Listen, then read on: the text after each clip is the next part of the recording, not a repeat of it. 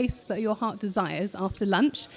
So, returning to our events of this afternoon, we are delighted to introduce session 182, Bābur the First Mughal. We have Stephen Frederic Dale, who is an emeritus professor and distinguished university scholar at the Ohio State University. His publications cover a range of topics and periods of South Asian and Islamic history. This afternoon, he's here to discuss his most recent publication, Bābur, Timurid Prince and Mughal Emperor. He's in conversation with Manu S. Pillai, who we're very pleased to welcome back to the Samvad stage.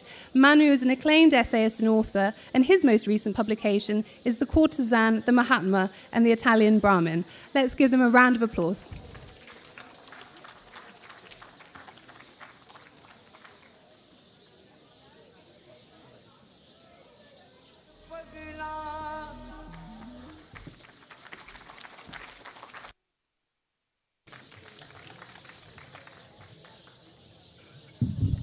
Good afternoon. Professor Dale is first going to show us a 10-minute PowerPoint presentation just to set the mood. He's got a very interesting map and some images. So I'll hand it over to him to first give us that context.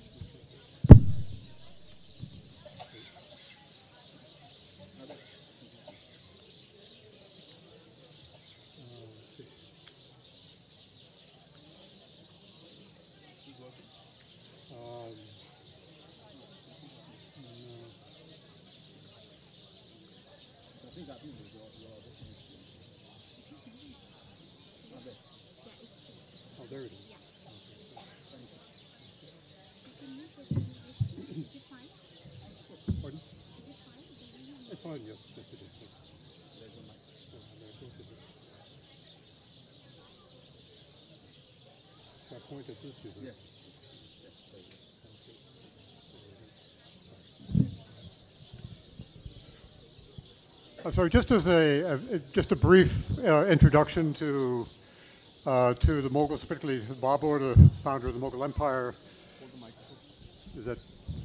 This is a miniature painting from one of the Persian editions of the Baburnama, of Babur's autobiography, which was done in Akbar's time. And I think really one of the most interesting things about it, of course, is that it shows Babur writing and not with a sword. Because one of the most important things, from my point of view, one of the most important things about Babur is not the sword, but the fact that he wrote an autobiography which I think is the single richest autobiography in the pre-modern world anywhere. Really, anywhere. It's such a remarkable work. So I wanted to show this first. Then just briefly,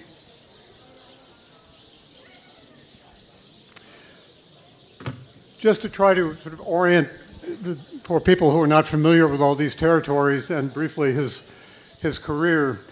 Babur was born in what is now Uzbekistan, in the Ferghanah Valley in Uzbekistan, which you see at the top of the map there. Just you see the towns of Ush and Andijan and Aksu, the towns in the Ferghanah Valley. That's about 140 miles from the Chinese border. So he was born and spent the first 20 years of his life in and around this area, trying to survive in battles with his cousins and uncles and the Uzbeks. But one of the most important things about this area, of course, is it's one of the main routes on the Silk Road. That is, the caravans that come through from Kashgar in what is now Chinese Xinjiang province. And sometimes he, in fact, refers to an incident in which 2,000 merchants in the late 15th century died in the mountains as they crossed the mountains from the Kashgar region to the Andijan Valley. So he spent about the first 20 years of his life in that area, which is a very rich, fertile alluvial valley with two of the rivers flowing through it. He spent about the next 20 years of his life after he was thrown out of Central Asia by the Uzbeks. He spent the next 20 years of his life almost in Kabul, in Afghanistan. And after deciding that, in fact, Afghanistan was no place at all to try to build an empire, he then, in the last 4 years of his life, of course, wound up in India. And In his autobiography, if you read it, you'll know that the invasion of India was not something that was planned in advance. It was just the only territory left where he could establish an empire. And of course, it happened to be an exceptionally rich territory from his point of view as well. I'll just show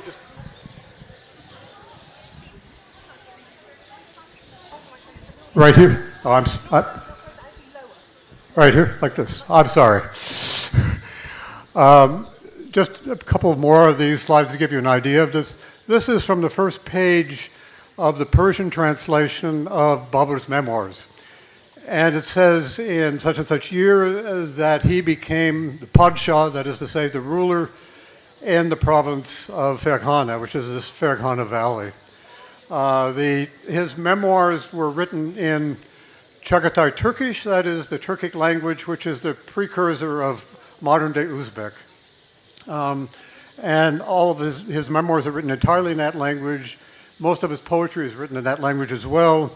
And except for a few poems he wrote as a sort of juvenile, he wrote some very bad juvenile poetry when he was in love. But all the rest of the poems are in Chagatai Turkish, as is the autobiography. A couple more here.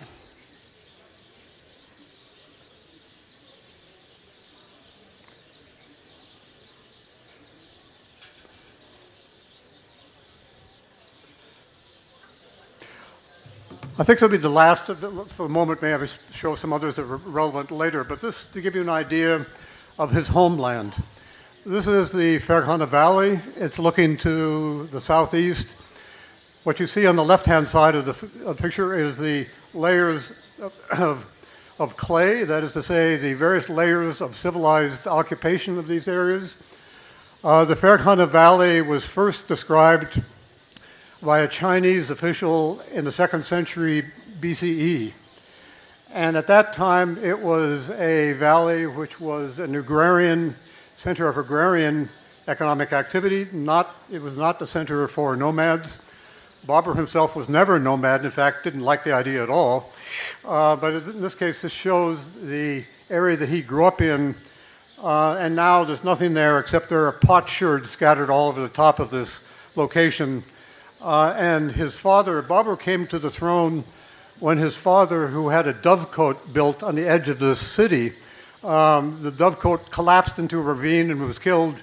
And then at the age of 11 and a half, he became the leader of the Timurids in that part of the world. Some of these others I may show later on if we have time, but I just thought I'd just leave you with this to give you an idea of what this area looks like. Very wealthy alluvial valley, which the Russians or the Soviets turned into a kind of cotton plantation. But it still was a really delightful area. All right, let's begin with the basics. Earlier when we were speaking, I told you that growing up here, we always said Babur, and the Babur Nama, that's how we pronounce his name. But it turns out that's not actually how you pronounce his name. It's Babur. Babur, yes, it's a more unusual Fascinating. That something as basic as that seems to have evaded us for the longest time. Let's go to the background of this man. You referred to his empire-building enterprise in India. He was always seeking out an empire, and one of the reasons is that he was of Timurid descent. He was descended from Tamerlane or Timur the Lame, or the famous general who established and created in a way that whole Persianate ecosystem. And that, I think, animates a lot of his actions, and that makes him different from the Delhi sultans who ruled in India before. Can you tell us a little bit about that Timurid universe and the cultural background from which he came? Well, Timur, as many of you know, of course, invaded India in 1398 and sacked Delhi and stole everything in sight that he could get his hands on, including Indian stone masons, which he used to build a mosque in Samarkand. But Timur, who of course was a megalomaniac and who conquered many of the areas, had tried to replicate the conquest of Genghis Khan. And as you know, he probably carried out campaigns all over the Near East, including in the Ottoman Empire and in Syria.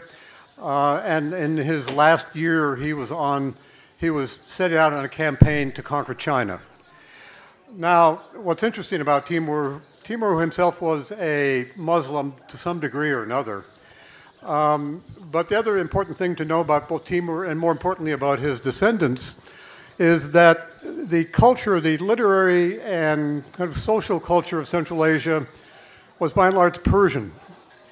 That is to say, the culture which you can see replicated eventually in Samarkand and Herat in what is now Western Afghanistan, and which Babur himself was a part of, was a highly Persianized culture. It's a very sophisticated literary culture. And by the time you get to the second, even in the second generation, or the generation after Timur, the Timurids are no longer the descendants of Timur, do not spend most of their time campaigning. They spend most of their time, in fact, enjoying themselves in the cities that they occupied. And the most important of these cities were Samarkand, now in Uzbekistan, and Herat in western Afghanistan. And what did they do in these cities? Well, among other things, they drank a great deal. They recited poetry, they drank, they planned their campaigns, but most of the campaigns of the Timurids following the death of Timur were against other Timurids and against the Uzbeks. That is to say, there was no attempt to kind of replicate or to repeat Timur's own bloodthirsty conquest over much of the Near East or even in China. But what is important, of course, about the Timurid legacy, that is Babur, the Timurids were, of course, professional imperialists. Right? Just as the descendants of Genghis Khan are professional imperialists. That's what they did for a living, right? To conquer territories in which they could enjoy themselves. And by the time you even get to the second generation, but by the time you get to Babur's generation, the Timurids have very little of this bloodthirsty Central Asian nomadic background. Babur himself came from this town in the Ferghanah Valley, which was no doubt a small town, but still an urban setting in the Ferghanah Valley. His father was a Hanafi Sunni Muslim. His father knew the standard Persian poets, in fact, used to recite Mir al-Shir Nevawi, the Turkish poet, Amir Khusro Dehlevi, the famous poet of the Sultanate period, and of course, Firdausi, the author of the Shahnameh. Babur talks about all these poets about being recited at his court, in which he remembers. So the social and political culture of which he comes from is at one level sort of a Islamic culture at the level of the administration. That is to say, what's striking about Babur's father is when he was at court, he would take off his Mongol cap and put on a turban. Right? All right, so when he was adjudicating laws or adjudicating things at the court, he would wear a turban to indicate he was a Muslim sultan. When he was not at court, he would take off the turban and put on a Mongol cap and join his Turkic and Mongol companions, usually in these drinking sessions, and generally speaking, having a good time. Of course, what's important about Babur in this lineage is ultimately the Babur, like his relatives, and of course he had many relatives, he spent the first 10 years of his life after he succeeded his father in this town fighting with his relatives and with the Uzbeks to try to retake Samarkand as the basis for a new Timurid empire. So he twice occupied Samarkand and twice was thrown out by the Uzbeks and eventually retreats to Afghanistan, which had been a base of the Timurids before in 1502.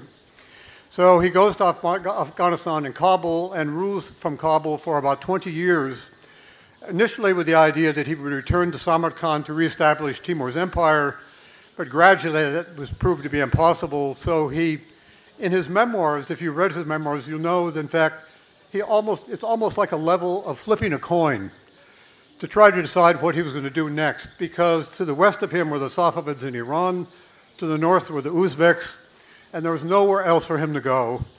He talks about Afghanistan as a country which is ridiculous to try to govern, as everybody has learned since, yes, including the Americans most recently.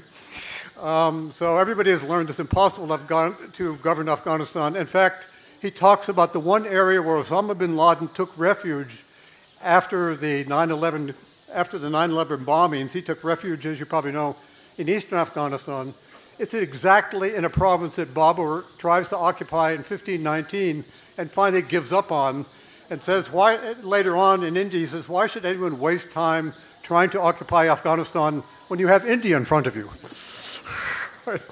Because in India, as he learned very quickly in 1519, when he first starts to make his forays into India, between 1519 and 1526, when he finally invades, he makes campaigns into the Punjab. And the first campaign he carries out is in the Punjab. And what he learns there very quickly, of course, is that the people in the Punjab are used to paying taxes. Right? And in his memoirs, he talks about how, when he was in Afghanistan, you have two kinds of villages. You have a village of the sword and a village of the pen. What that meant was, of course, a village of the sword is a village that you had to send in troops and beat up people if you wanted the revenue. Right? And when you're dealing with the Afghans, almost all the villages were the villages of the sword. Right? But the villages in the Punjab were villages of the pen. Right? They were used to paying land revenue. And of course, so from the very beginning, the one thing that Babur liked about India, as you probably know, is it was fabulously wealthy. Right? Fabulously wealthy. And he never gets over talking about this. Of course, as you probably know, at the end of Akbar's reign, the population of India, of Mughal India, was possibly around 100 million people. Right? The population of the empire in Iran at this time was maybe 10 million people. The population in Central Asia might have been 1.5 million people. Right? So India was this fabulously wealthy place, and of course, in his invasion of India, the justification he gave for invading India, of course, there was an ex post facto, after the fact justification, is that he was the descendant of Timur. Timur had sacked Delhi in 1398. He had left behind some of his officials ruling parts of the Punjab and Afghanistan. So when Babur invaded India, he sent a message to the Lodis in Delhi and said, India is ours. India belongs to the Turk. That is to say, to Timur and his descendants. And that's the justification he gave for this invasion. Of course, he didn't really need a justification, but in any case. And he invaded India with approximately 7,000 troops. What's interesting is when I was doing my Deccan book, where the Mughals later tried to conquer the sultanates of the Deccan, one of the justifications was this, that when Timur came to India, the then Sultan of the Deccan had paid homage and sent an ambassador and, given him tribute and so on, and therefore that created a Mughal sort of claim over the Deccan. So it's interesting that these memories survive for so long. Now, Babur is known as the man who founded the Mughal dynasty, which is again derived from his Mongol heritage. But you make the point in the book that this was actually the part of his heritage he didn't like very much. Yes. He preferred the Timurid bit. Yes. Why is it that we highlight the Mongol side and forget that it's the other side that he personally preferred? Well, the joke about why Babur preferred the father side to the mother side is, of course, he didn't like his mother's relatives. But that isn't the real reason, of course. The term Mughal, as you probably know, is the Persian word for Mongol. And he vigorously objected to using that term for his own empire. In fact, the term that he used was either a Timurid term, Timuriye. He sometimes referred to the Silsile Timuriye. Sometimes he used to refer to the title that Timur himself had. But the reason he really hated the Mongols is because the Mongols, from his point of view, were uncouth barbarians, really. He used military detachments of the Mongols. In fact, the battle he fought against the Lodis at Panipat in 1526, the critical military elements in that battle, there were some weapons, no doubt there were some firearms, but firearms did not determine the Battle of Panipat. What determined the Battle of Panipat were the Mongol detachments on the left wing and the right wing performing the same kind of encircling tactics that they were used to performing in Central Asia. So he used the Mongols throughout his career for some of these battles, but he didn't trust them a minute because he had learned from Central Asia when the Mongols, as soon as it seemed that someone might be losing the battle, the Mongols would turn around and plunder everything from the people they were supposedly serving. And the other thing is that when he's talking about the Mongols when he's still describing the Mongols in Central Asia, describing his youth in Central Asia, he talked about the Mongol character. He said the Mongol character is inherently violent and untrustworthy. And so when he's more critical of the Mongols, perhaps even than the Afghans. I mean, the two groups of people he really hated were the Mongols and the Afghans. The Mongols because of his dealings with them in Central Asia and how untrustworthy they were, even though he used military detachments. And the Afghans, of course, because that's the dynasty he defeated in India, with whom, of course, the Mughals spent decades, if not a whole century, fighting in India, as you probably know. And of course, the Afghans threw out his son from India 10 years after Humayun came to the throne. The Mike. I'm sorry, go ahead. No, I'm no. sorry. Go ahead. No, let's just rewind to Babur the man. He comes to power before 12 years of age. He's already considered a man by then. He's already got it in his head that he's got to create this empire. But he's also often, and you read it in the book, that he's also often wandering the hillside composing sentimental poetry. Occasionally he falls in love with strange people. Once he falls in love, he has this infatuation with a young boy, which he writes about very candidly. Right. There's a time when he's somewhere in a forest, he's lost everything, and he sleeps by himself with just his horse for company, and he's actually hit rock bottom there. And his personal journey is also pretty fascinating till he finally gets to Kabul and creates a sense of a political identity. Tell us about that childhood and that man as he evolved.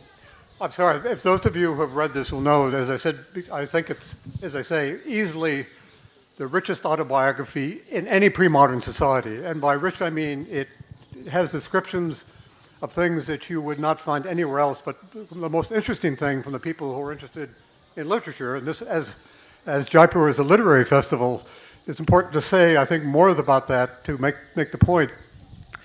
He wrote his autobiography, most of it was written in India.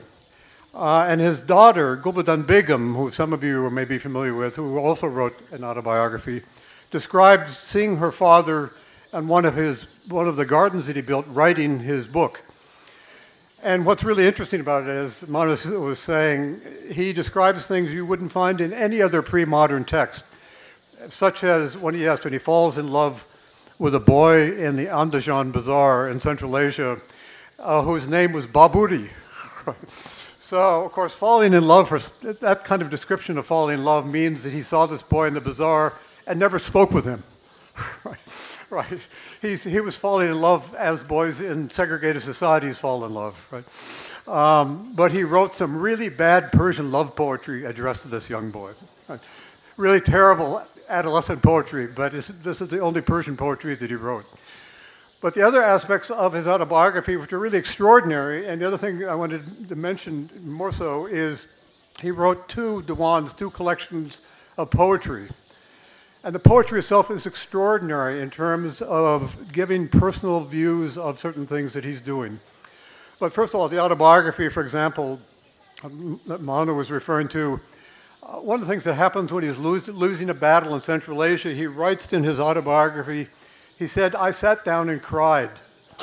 I felt so terrible." Can you imagine, do you know of any other book of a conqueror described they're sitting down and crying just after losing a battle? But then two paragraphs later he said, "But I sort of pulled myself together and organized the troops." But he says several times he makes comments like that. And then when his mother made him marry when he was 16, one of the many Timurid princesses that were scattered around the countryside at that time, and he did marry this young woman, and he did see her occasionally enough to father a child, but it's also clear that he was very shy and uncomfortable. And this happened at the same time he fell in love with this boy at the bazaar.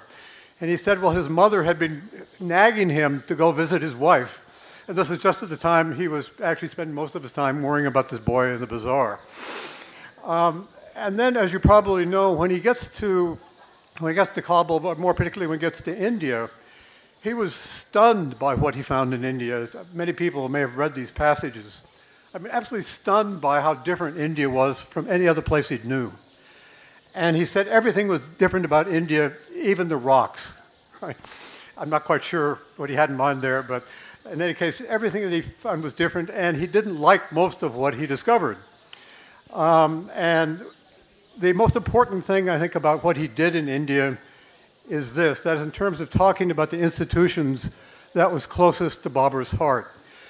When you read his autobiography, read his poetry, you'll find that even though he's supposedly patronized the building of 3 mosques in India, he never mentions these mosques in his autobiography or his poetry, nor does he ever mention, except I think just once, actually praying in a mosque.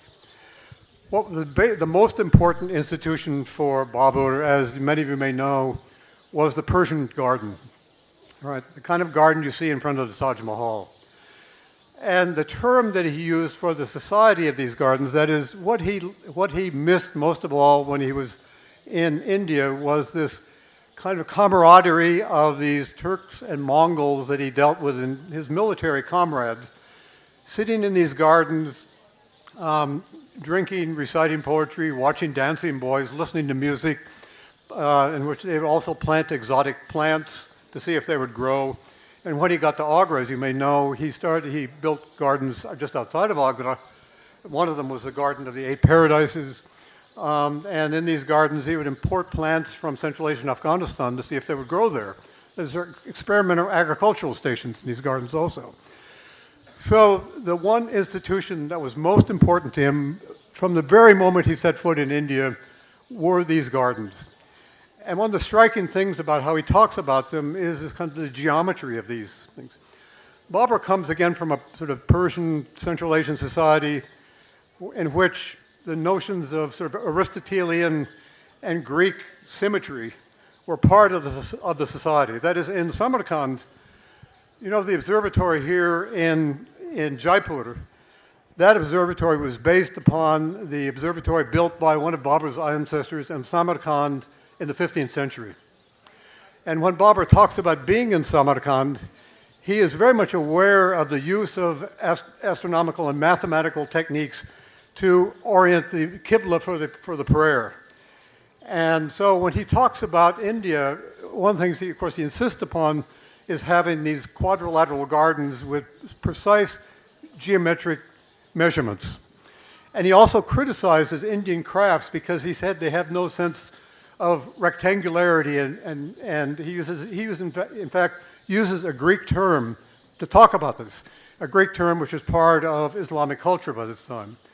So his comments about Indian society range from this kind of thing, that is a critique of not having the same kind of society he had in Central Asia, but of course also in these comments that he writes about India are, I suppose you could say, there's kind of racist comments. He said there are no handsome people in India. He makes comments like that. But most of the comments are really revolving around this kind of society, which he finds is so different because people are segregated into different groups. And he says he uses the Persian phrase, amadu raft. Amadu raft is coming and going in Persian. And what he meant by that is his followers who could turn up in these gardens and commune together and drink together and recite poetry together and have this kind of social life together. And so this is really easily the single most important institution for Babur. He was a Muslim, yes. One time when he fought against the Rajputs, he actually uses Islamic ideology to try to rally his men, because the one battle he thought he was going to lose was when he fought Rana Sanga in Rajasthan.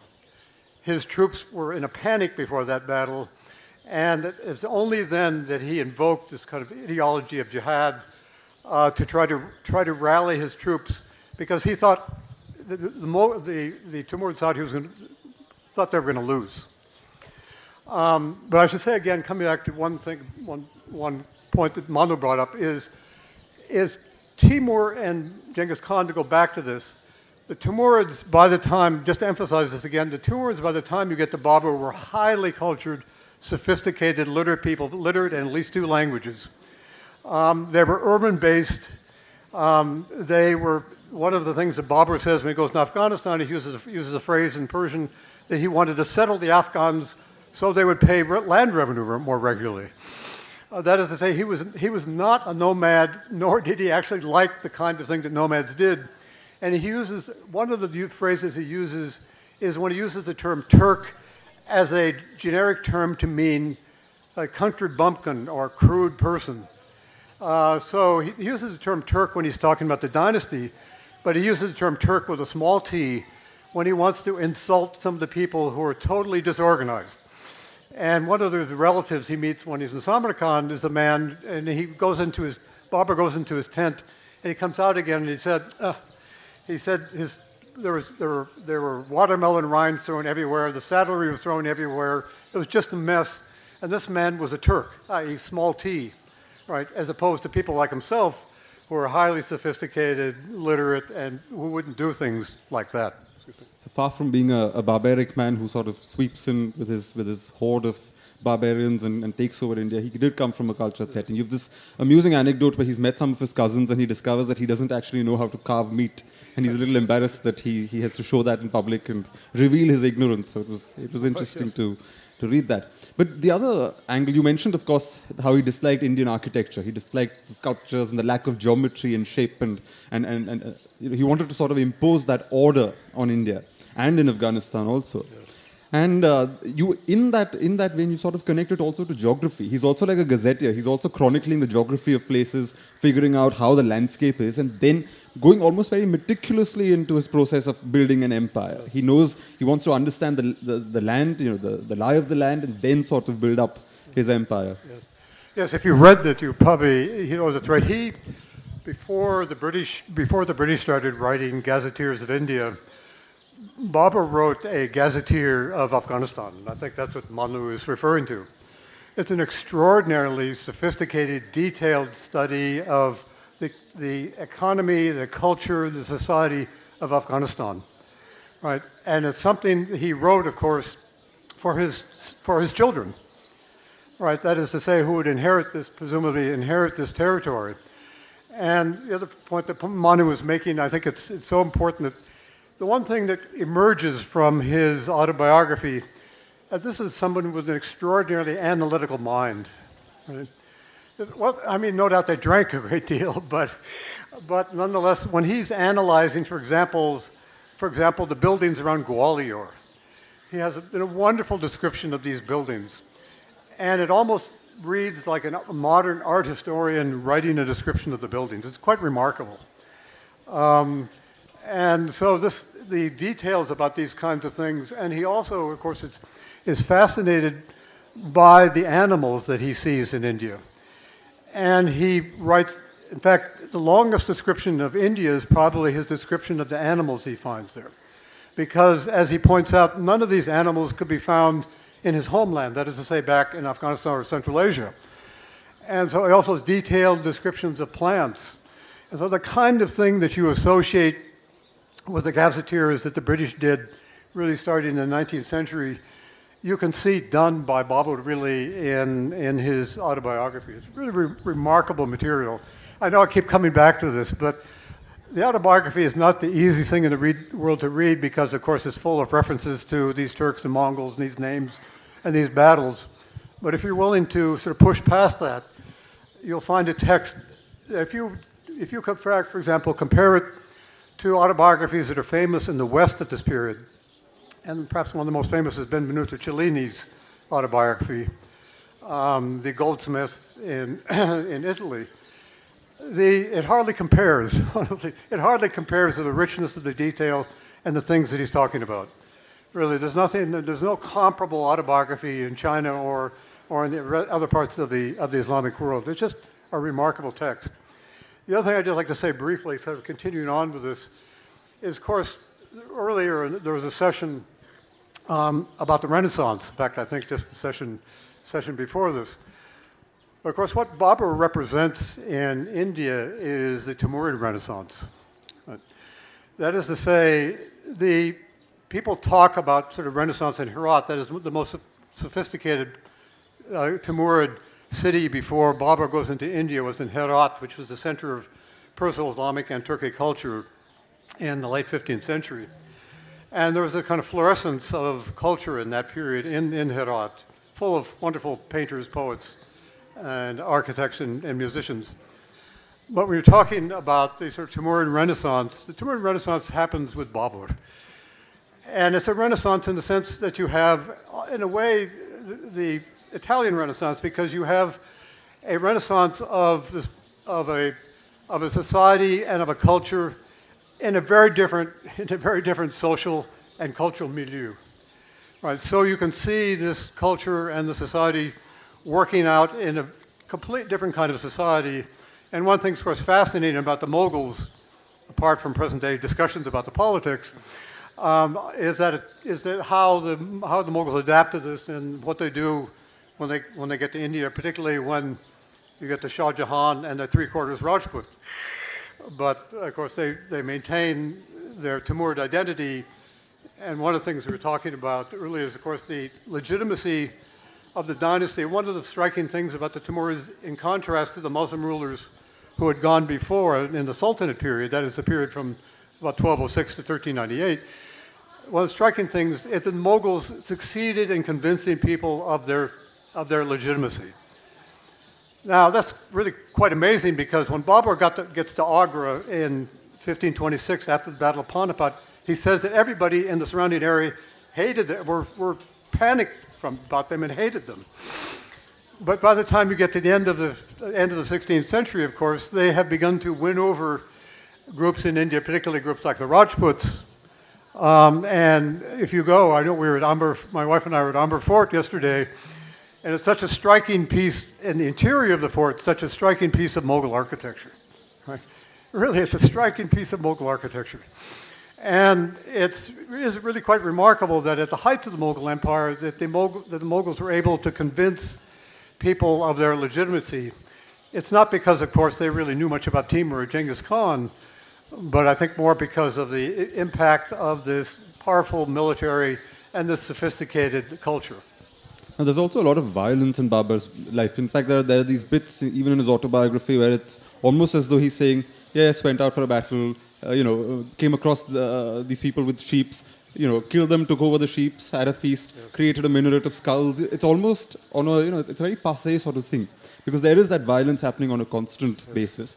Equally, however, you find that in his settled court, he's also got this great sense of deference towards women, for example, and because he's the last major Timurid, there are a lot of homeless Timurid princesses who are sort of gravitating towards India suddenly because they think he's the last one who can give them protection.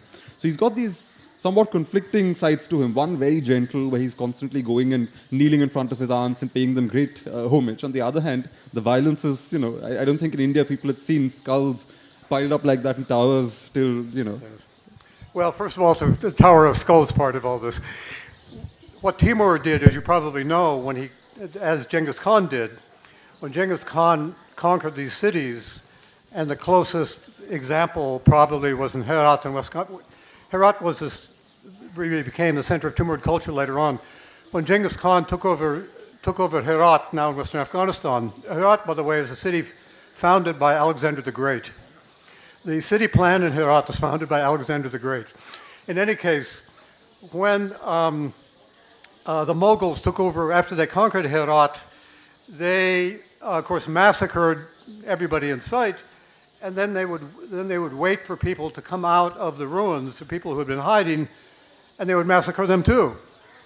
The only people they didn't massacre were people who were artisans or scientists. And they would kidnap them and bring them back to Central Asia. So one of the signs of the Timurids when they were carrying out these military campaigns were when they defeated their enemies, they would build towers of skulls.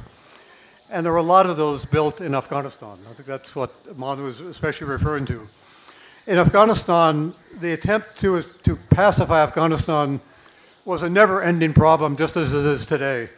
And so Babur would send these detachments, or he himself would usually lead these detachments into the Yusufzai territory, one of the other tribal territories. And the Afghans would never surrender.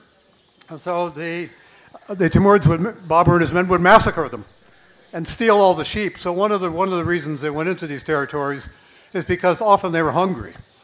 And they would steal all the sheep in sight and massacre all the Afghans and take the sheep back to Kabul. Yeah, about the women is, of course, one of the things about Babur is there's still an element of this tribal society you see in Central Asia. And so Babur's most important advisor as he was moving down through Afghanistan was his grandmother. And later on, of course, you see with the period of Gulbadan Begum and Akbar that the women often acted as kind of diplomats for the Mughals sometimes. And so this is really a remnant of Central Asian society in which women, of course, play a much more active role in the day-to-day social and cultural life of the society. An Italian traveler, a man named Calivillo, went to Samarkand to visit Timur. He describes how all the women were gathered around the throne with Timur sitting there, and once again they're all drinking like fish. And the women were not veiled, of course. They had these enormous top hats that they wore at that period of time.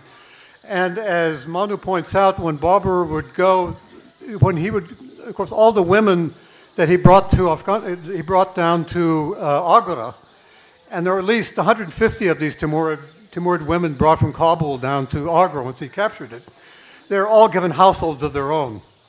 And Babur would say that he would go to these households and kneel before the women and pay them respect.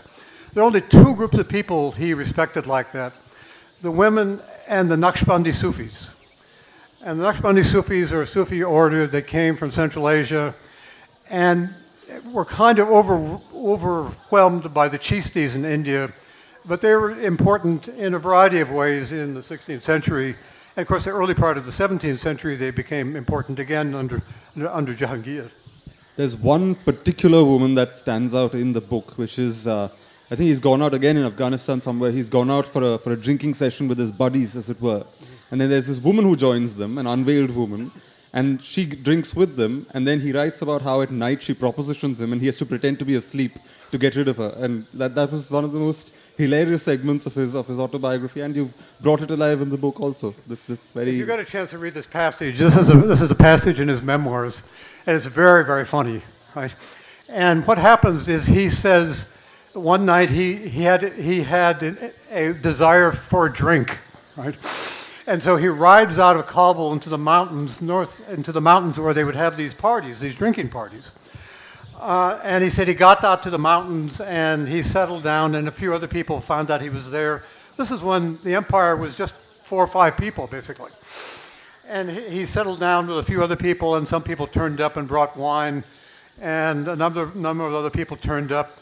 And at the party, which went on, this party went on for days, right? Drinking party which went on for days. But in the early part of the party, there's this woman whose name is Hul Anaga.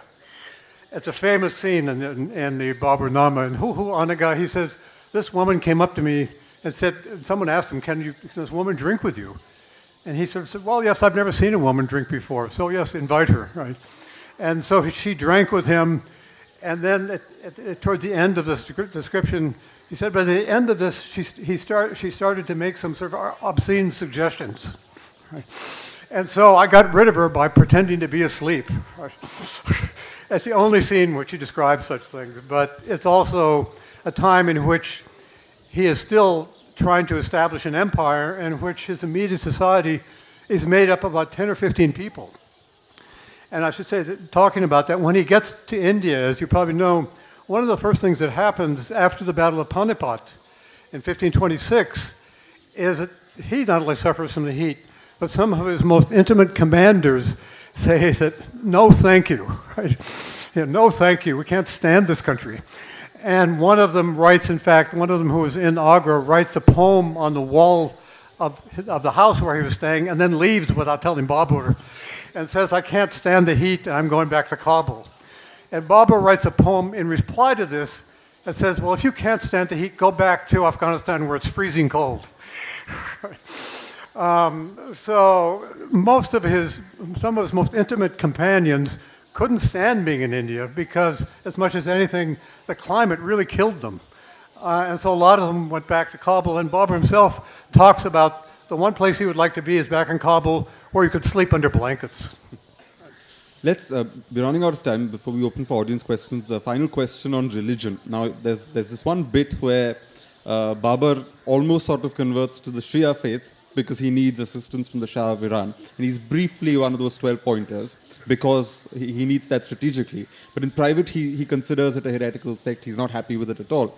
Even in India, he's more or less content. He's got his drinking and all of that going till Rana Sanga happens. And his astrologer predicts he's going to lose. All his best governors have gone back. He's feeling really isolated and cornered. And Rana Sanga's got a huge army that's coming for him. And that's when he finally resurrects religion in his life and smashes his alcohol bottles and his jars and so on and says, hereafter I will not drink. And then he proclaims it a jihad and becomes Babur Ghazi. Babur Ghazi, yes. So religion again there comes in a very political context, very late in his life. This is the only time in which he invokes this jihadist ideology, because if the initial detachments that he sent out, what's ironic about this is apparently Babur and Rana Sanga were in communication from when he was in Kabul, apparently. And he agreed that they would divide up North India between the Rajputs and himself. But of course, once he got to Agra, he stopped talking about this. Right? And so when he got to Agra and was there for just about a year, Rana Sanga, I guess, decided that the original agreement was now moot and void. And so he started marching on Agra.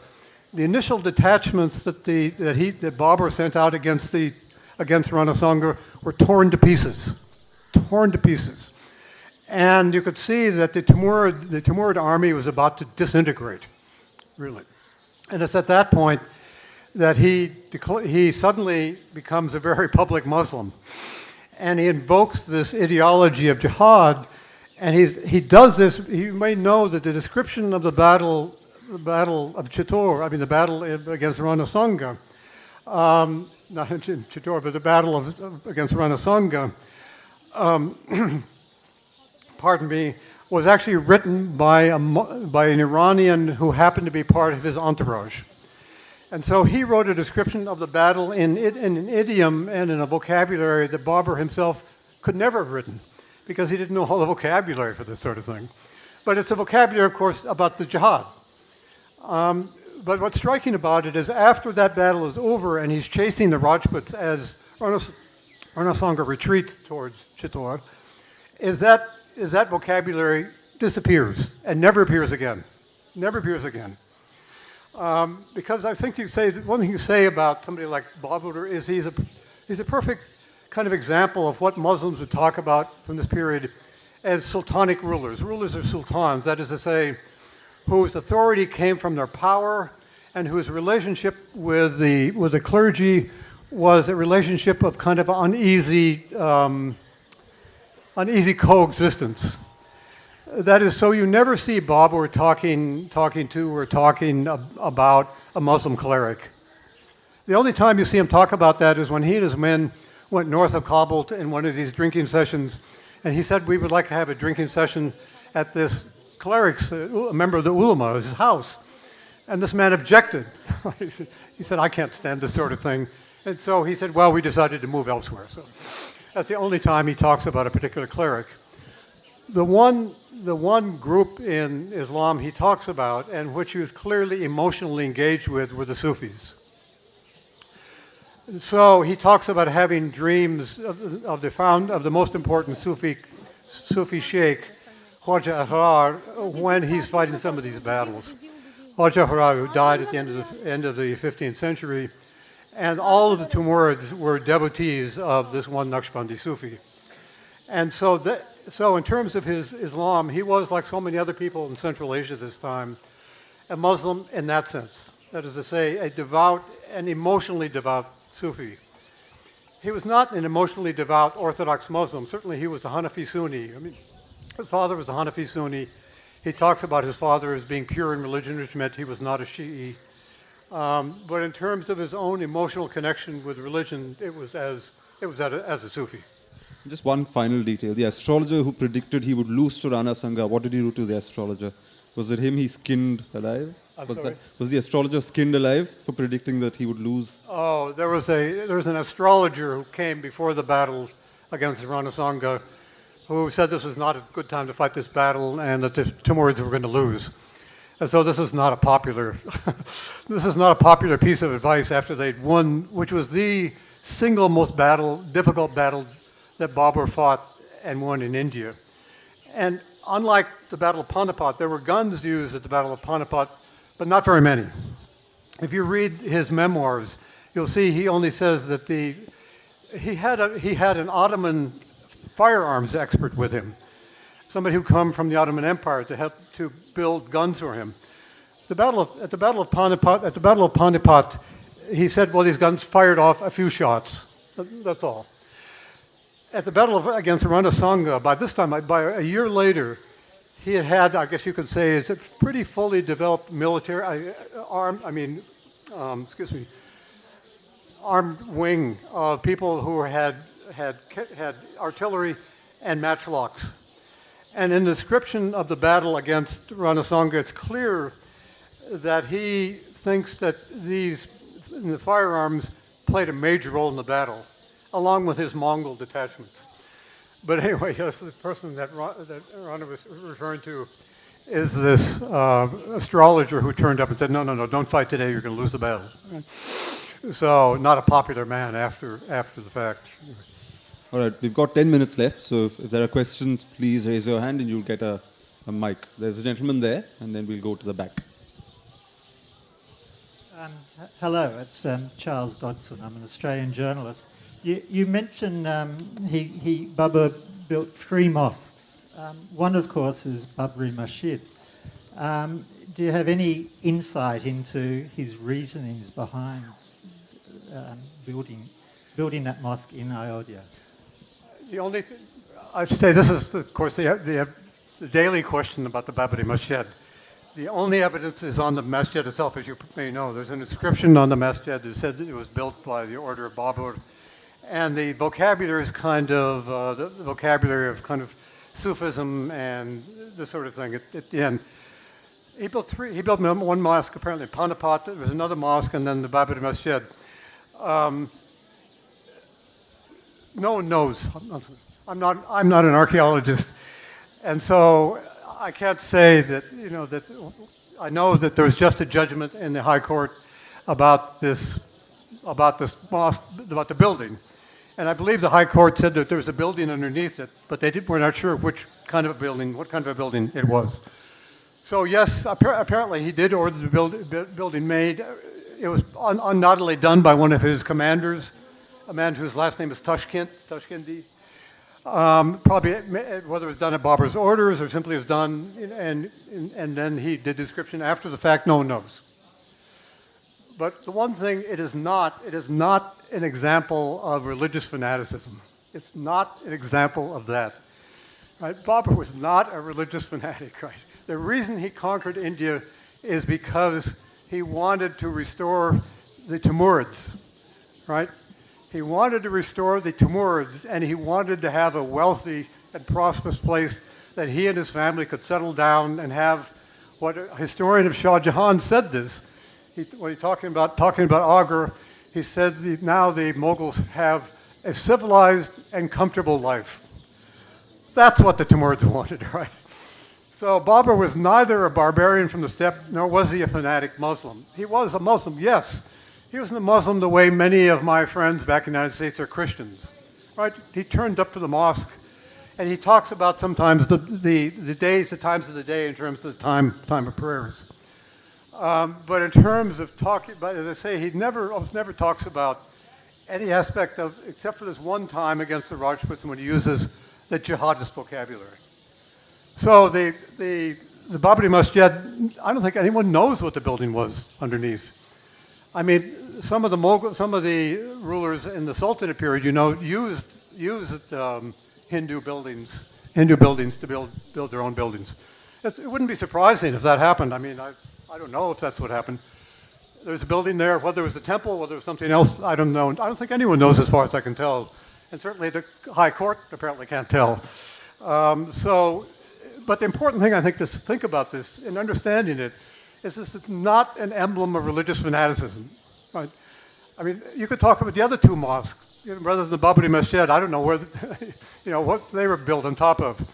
But he doesn't even talk about the Babri Masjid. He doesn't even mention it. Right?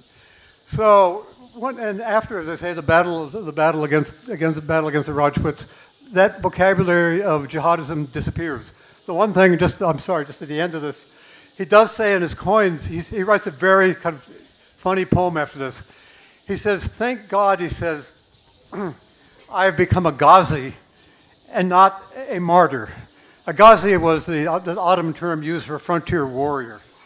So he says, thank God I've survived and not become a martyr. Right? So that's one of the things he says about the battle after the fact.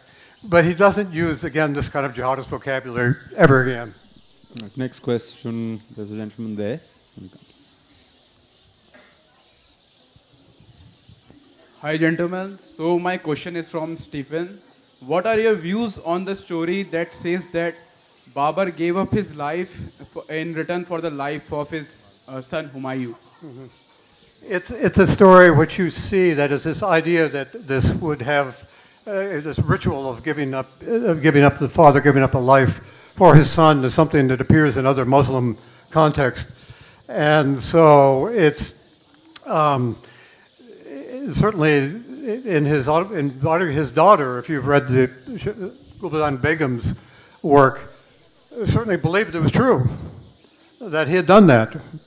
Whether and he may have believed that that's what solved Humayun's illness as well. Despite his rationality in many contexts of his life, he certainly did believe in certain spiritual things that people might no longer believe in, and that is one of them. But it's a trope. It's something you find in other Islamic contexts, and so it's not so surprising to find it. One of the things I know when Gulbudan Begum comes back with Humayun, I think, to Agra, it's interesting. She talks about, in fact, invokes Maryam, Maryam of the Bible, and the whole sort of some biblical stories as she comes back. So I don't know if ultimately that idea comes from a biblical story or not. I just don't know. There's also a 20th century Muslim figure who has the same story, but in his case, it's his mother who walked around the bed and apparently took on his illness, the painter M.F. Hussain. He has a similar story. Next question, sir. Yeah. Hi. You mentioned about the Amer fort and them copying the Mughal or Islamic art. Mm-hmm. But by the time the fort was built and by the time Shah Jahan came, which happened evidently during Akbar's time, yes, most of the Islamic, what you said, art was more or less a mixture of Indian and Islamic art. What you see in Amer is not really Islamic art. It's a new breed of art called the Indo-Islamic art. So it happens in Akbar when he brought the Din Ilahi. He became a neutral rather than a hardcore Islam. That the Hindus or the Rajas or Rajputs really intermingled with their system. So it was basically Akbar who started the show. Of them coming into the limelight. I mean, I agree, of course. I mean, the empire disappears for 10 years, for 15 years under Humayun, and then Akbar returns. The one thing I'd say about that is the decoration, especially in the inner rooms of the palace.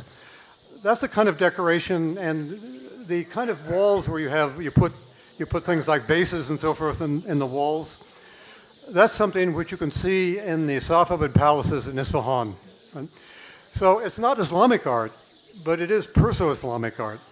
And so the decoration is highly Persian, just as the gardens are derived from Persian models.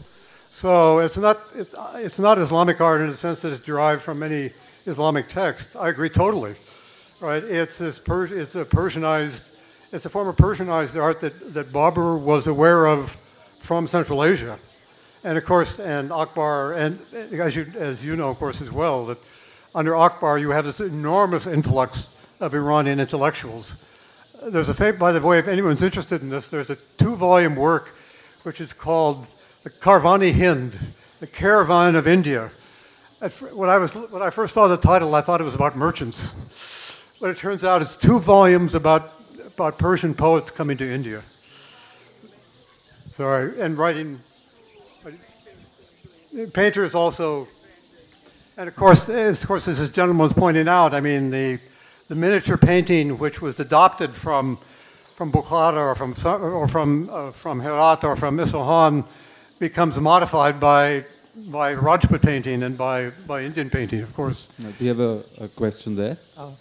Sir, could you throw some more light on what transpired in the battle with Rana Sanga? I've read. I mean, the only description of that battle, like the Battle of Panipat, is description in the Baburnama, is a description in Babur's memoirs. And the one thing that you can conclude from that is, first of all, that that Babur and his forces came very close to losing the battle. Very close to losing the battle. And they may possibly have won the battle, that particular battle, because of the firearms that they had massed in the center of the battlefield. Even the man who wrote the description of the battle was involved in the battle. And so his description of the battle, even though it's full of this flowery Persian rhetoric, sometimes it's hard to figure out what he's talking about because the rhetoric is so Baroque. But in the description of the battle, he himself was in the battle, so his description I think one has to take seriously. And it seems quite clear that this is a battle that Babur could have lost as well as won. And that the two things that won the battle were, I think, firearms. And secondly, in that battle, just as in the battle at Panipat, there were Mughal regiments on the right side and the left side, and these Mughals did what the Mongols did in Central Asia. That is to say, they encircled the armies that they faced and pressed the armies in upon themselves. That's what happened to Panipat. Pressed the armies into themselves so that it caused confusion in the center.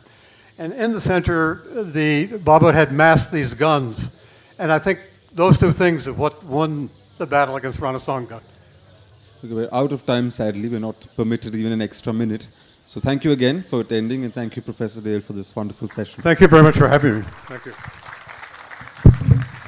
Thank you very much indeed to Stephen Frederic Dale and Manu S. Pillai. I'm sorry that we're out of time, but both of our speakers will be in the book signing tent. So if you wanted to head in that direction, there might be the opportunity to continue the discussion further. The tent for this venue is at the back of Mughal tent. And so if you head out the gate and walk in a straight line, you'll reach it. Also, if I could just reconfirm the changes to the itinerary that I mentioned at the beginning of the session, the 2:30 sessions for Samvad and